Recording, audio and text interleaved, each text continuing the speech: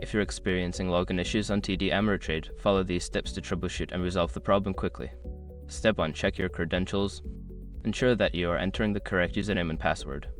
Double check for any typos or case sensitivity, as passwords are case sensitive.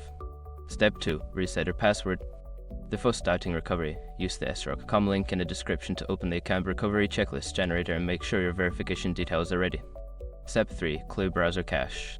Sometimes stored data can interfere with the login process. Clear your browser's cache and cookies, then restart the browser and try logging in again. Step 4. Disable browser extensions. Certain browser extensions can cause conflicts with website functionality. Temporarily disable any extensions, especially ad blockers or privacy tools, and attempt to log in again. Step 5. Contact customer support.